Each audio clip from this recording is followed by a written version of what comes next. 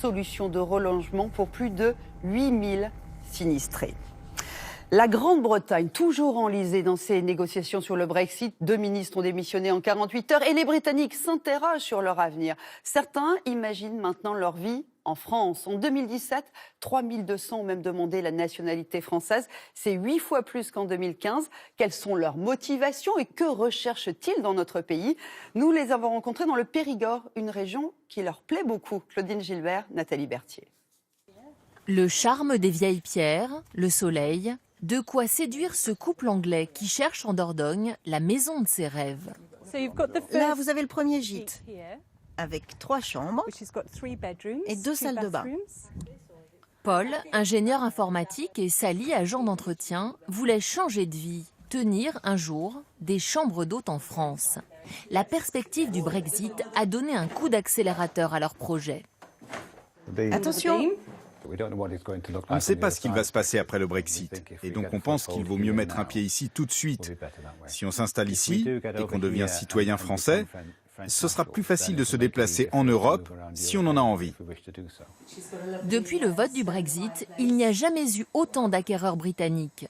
Cette agence spécialisée a vu son chiffre d'affaires avec eux bondir de 30% dans toute la France. Ils pensent qu'ils n'auront peut-être plus le droit de s'installer ici après le Brexit.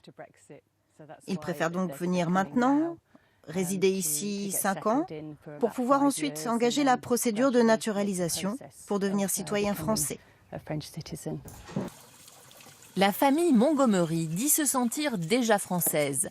Par précaution, ces 2 jeunes retraités de la police sont arrivés dès 2016 avec leur fille, quelques semaines avant le vote du Brexit qu'ils redoutaient. Ça sent bon. Oui. Grassa, grasso, Grasso, fleur. fleur. Ça pue à cause des œufs. Ça pue à cause des œufs. C'est un peu étrange parce que normalement, j'étais toute seule à faire mes devoirs. Mais maintenant, il y a mes parents à côté. C'est étrange. Élèves studieux, ses parents sont bien décidés à réussir leur test de français.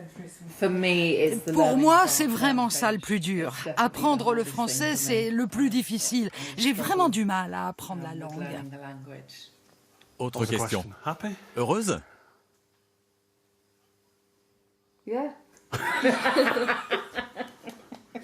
Content.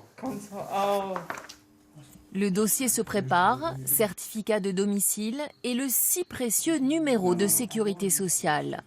En attendant, dans 3 ans, de demander enfin la nationalité. Pas seulement par peur du Brexit, mais aussi par attachement à la France.